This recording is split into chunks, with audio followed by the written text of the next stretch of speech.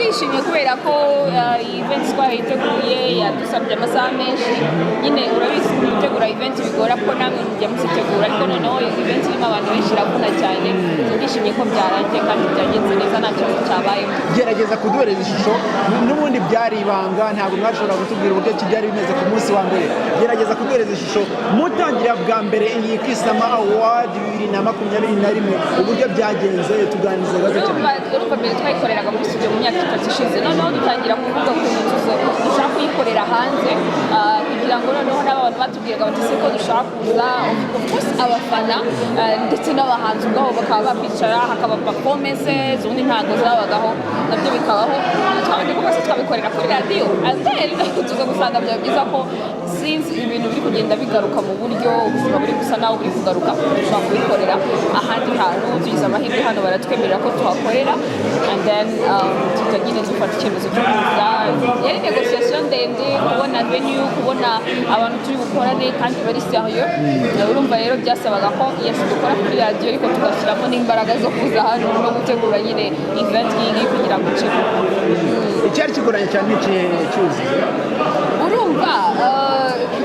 ushobora kubona n'utuntu dutoya iyi red carpet ubwayo kuvuga ngo urayikura hehe nziza isa neza sound system imeze neza kubona uburyo kubona amatike mazima kumenya uko uri butumira abantu uko uri bageraho transport yabo logistic iravuna cyane ariko nyine byagiye bigenda biza kubera ko yari team effort abantu bose bashaka gukora twese twashyize mu mutima urumva rero nyine byaroroshye kuko byari bigoye byadusabye amasaha menshi nyine yo kwitanga ariko urabona ko byavuyemo igikorwa cyiza kandi ntabwo mu by'ukuri wavuga ngo numvaga uyu nguyu yatsinda ariko ndashaka kugira imbere ninde muntu utsinze bikagushimisha cyane Cyuzuzo?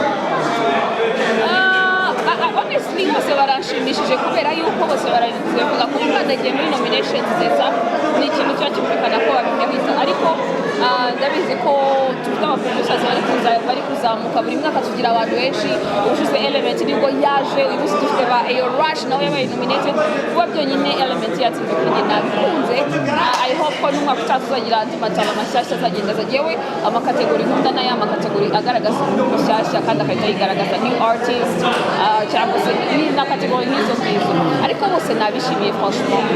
Niki gikurikiyeho Cyuzuzo? Ni drive no gutegura nyine Kisama Award y'umwaka utaha niko bimeze. Cyuzuzo turamushimiye cyane. Ndashaka ko umuru ishusho ya award mwatekerezaga uko mwashakaga kubikora nuko bigenze uyu munsi. Navuga ko bigenze ku kigero cya 60% ku buryo twashaka kubikora ariko 60% yacu ni 100% kubaje kuko bo ntago bari bazi ibyo twateganyije kandi navuga ko na team ya Kiss FM iracyafite urugendo cyane cyane mu bijyanye no gutegura events nini nk'izi habayemo akabazo abantu binjiye batinze genegura events kenshi nziko ubyuka mu gitondo uziko ibintu byose bimeze neza mene ibintu bigapfa ku munota wanyu hari ibyapfuye abantu bagombaga gutangira kwinjira by saa 8 I think binjiye saa 10 icyo ni kimwe icya kabiri this was a radio show at the same time a TV show at the same time a live show bro coordination y'ibyo bintu haraho nje ndabizi wenda mwe mushaka kuba mutabizi ariko nje ndabizi impamvu bugisha kuri hane rega twese turi abanyarwanda no kugira ngo tutabiyemeraho ariko ibyo twabahaye we did our best imbaraga zacu zose twaziyashize kugira ngo noneho ibyo tutakoze neza tubyigireho next year bizatangirane nabyo reka nsoreze ku iki kibazo cy'amatsiko nakubwiye ko ari interview ya mbere dukoranye kuva warongora gutambuka ku itapi y'umutuku bafotora uri kumwe na madamu ni bwa mbere bibayeho kuva warongora byari bimeze bite wiyumvaga gute kiriya gihe twanabiganiriyeho nawe mubaza uzikari ubwa mbere tugiye gutambuka imbere y'abanyamakuru hatarimo kwihisha hatarimo ibyo kwihakana aramwihakanye bro ngakumwe ntuza yihakanye Yesu harya ninde asiko mwihakanaga nka kwa isaki yabaga ibitse namukubajije inshuro nyinshi ariko this time around it's a good thing biraryoshye pe man iyo ufite umuntu wawe biri confirme agusupportinga Kisama Awards nawe arazisupportinga cyane buri hari byinshi abakora inyuma mutamenya but I'm happy. Wow. Yeah, I'm happy kabisa. Reka mbonereho no kukubaza kangaka abantu ntago bamenye kuki ubukwe bwawe wabuhisemo kubijyana ku Kibuye by the way ni ibanga nkumenesha hari ahantu tuhajya mbere 2019 I think twarakunze twumva twabikora and then ko twashaka n'umubare muke twumva twabukinze hose reka nashimire Rochelle bashobora kuba haba ahantu heza amen wabonye ukuntu bwasaga ariko amafoto twarayibye ariko mwakwe twaragucukuye ariko hajemo n'ikibazo cy'umubare abantu benshi arabababaye hari nabonye komeza kwiseguraho gutegura ubukwe muri covid ni nko kwinjiza amagendo mu Rwanda ni fraude papa kuba umupapa ntago bitonze ntago byagutonze hatakoko oya cause nta cyahindutse kinini kiraho njyewe nawe turaba best turi inshuti nta bintu by'ibyubahiro biriya rero ngira ngo nabyo bintu bikanga abantu bamwe na bamwe nibyo byiza ntacyo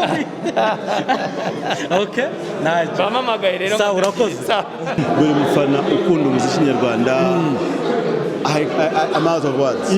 byari bimeze gute mpereza ishusho ya Kisama Award ku nshuro ya mbere umuyitekerezaho niwe twamenye ko ari wazanye igitekerezo cyo gutegura Kisama Award byari bimeze gute ku nshuro ya mbere none udereze n'ishusho y'iki gitaramo kibaye kinini mu by'ukuri sinzi ukuntu nabivuga kuko kuri nje ni by'agaciro kuba twagize amahirwe yo kugira ni ya mbere tugeze ku ya kane noneho dusohotse muri studio za radio tutangiye gukora na events uyu munsi yagenze neza next time we will even work to actually have a better event uyu mwaka nibwo tuzagerageza turwana kugira ngo event ziza kurushaho wasohoye indirimbo yitwa So Fresh indirimbo yakunzwe cyane muri uyu mwaka abantu baririmba ngo awara walala iyo ndirimbo yari kwiye kujya muri Kisama Award kubera kitagiyemo nta bihembo nshaka kujyamo njye ndashaka gufasha industry ku growing mu bushobozi buke mfite mu bitekerezo n'ibindi byose ubutumwa geneye abatsinze bose Courage guys, everyone actually deserved the award. Buri muntu wese wabaye nominee wabonaga ko akwiye gutsinda ariko abafana baratoye. So I thank buri muntu wese wabaye nominee kuko ikintu cya mbere cyiza iyo ugiye hanze y'u Rwanda cyangwa se igihugu akenshi bakubaza have you ever been nominated in any awards? Ntabwo bakubaza ngo have you ever won any awards? Akenshi mu bihugu byateye imbere. So kuba nominee byonyine ni by'agaciro and I thank every artist wabaye nominated because they help us and we want to help them back. What's next? Niki gikurikiyeho? Kureba ko Kisama was growing cyangwa se n'izindi awards growing zikaba kuba muri Sama gusa zikaba mwaka muri rusange. Hose turagushimiye cyane. Murakoze cyane. Kubera hano muri Kigali Arena. Mbere ko dukomeza reka twaze dushimira abaterankunga bacu umunsi. Abo nabandi dufite Skol akaba ari umuterankunga guhera 2020 twaragendanye kugeza na n'uyu munsi. We've been together with Skol and we thank you so much. Team Skol, wherever you are, we see you and we appreciate you. I swear, let me tell you one thing. Burya rimwe na rimwe kugira ngo umuterankunga yemere gutera inkunga igitaramo cya mbere nyuma ya kofi ntabwo biba byoroshye. Mwamfashe tukabashimira mwuka byaramwe. Mwongere mufashe gushimira Kigali Arena. Yes, the shows must go on. Corona yaza, itaza, the show must go on. Well, I love that line because it gives us hope. Reka dushimire Kigali Arena kukuye mwanya yaduhaye kuri espace nziza yaduhaye kuri ibi bintu biraryoshye kabisa. Kisama wazatangiye zibera muri studio za Kiss FM. Now look at us, man. You know this is really big. Kandi binago twabigeraho tudafite abaterankunga nka Skol and Kigali Arena. Ladies and gentlemen, reka tunashimire n'abandi baterankunga dufite Tom Transfers bose nibo bazanye abastari bacu. N'udafite imodoka bamuvanye iyo ngiyo mu kajagari baramuze. Tom Transfers, ladies and gentlemen, nabo mufashe kubashimira. It is an amazing honor to be working with such an amazing team here on 102.3 Kiss FM. Abari kuturebera kuri KC2 channel. Thank you very much KC2 kuba mwadufashe kubigeza hirya no hino. All right, reka nsabe Cyuzuzo join me on stage. Abakunzi ba Cyuzuzo muri hey!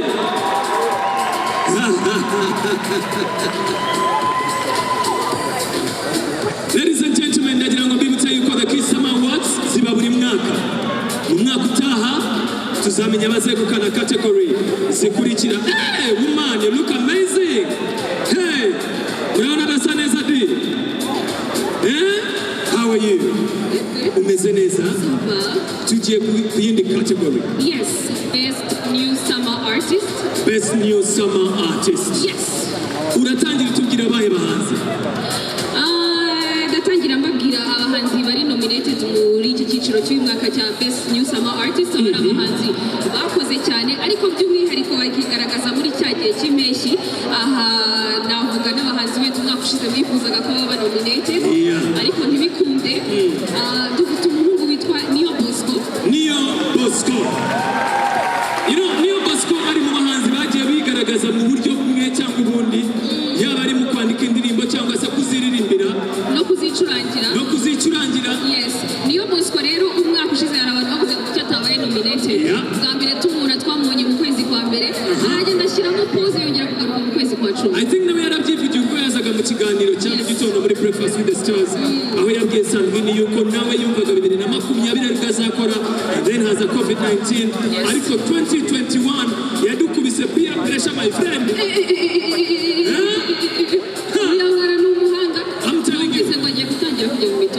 Agiye kujya mu mitoma. Ibaze imitoma ya Niyo Bosco. I don't know how to tell you that. Imana, wowe mwana w'umuntu wamuranira ute? Hanyuma abandi bantu dufite bari nominated ni abana bakiri batoya, Dorcas na Vestine. Dorcas na Vestine benshi kugeza ubu ngubu bahora bibaza ngo Dorcas ninde, Vestine ninde. Je naje kubamenya. Utari Vestine niwe Dorcas. Utari Dorcas ni Vestine. Nawe n'abana bamenyekanye umwaka ushize ariko babaye nominated muri uyu mwaka. Muri iyi kategori kandi dufitemo Papa Cyangwa ni umwe mu bahanzi bamenyekanye, abenshi bakunze kumuserereza ngo ni umuhanzi ufite umunwa, ariko se niwe mu artist utagira umunwa. Nibyo bikugira umuhanzi. Amazing man, ejo bundi twaramuhosinze kwa kane kuri Kiss FM. Hari byinshi yagiye atubwira ko yatangiye ari umutriperi bome. Kuri drip Saturday. Nyuma aza gusigninga na Rocky.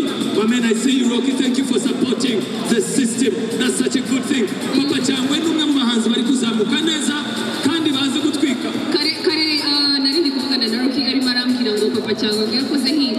Ahita atangira kugira ubwoba avuga ngo gusa nzakora ibiki utaha. Nyine agatangira guhangayika mu gihe abandi nyine baba batangiye kuryoherwa. I'm telling you. Hanyuma undi mu nomini dufite ni abasore bo muri Symphony Band dore bari hano bagiye kwihisha basize mwuka wera, ariko ni bamwe mu bahanzi bakomeje kwigaragaza.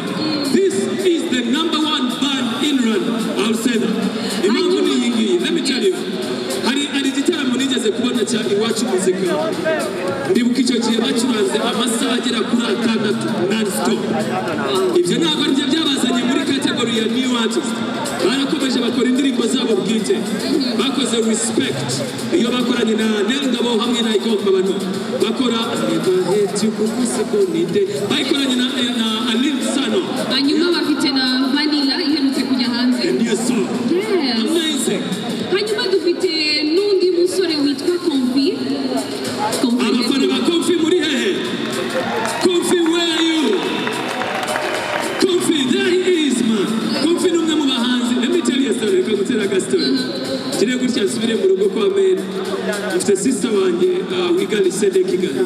Araza arambaza ngo uzi umuntu witwa Komfi? Namubwira ajya mwumva. Man, Komfi ni umusitari mu kigo bya hatari. And then niko numvise indirimbo ye ya Joanna. That was an amazing song. That was a big song.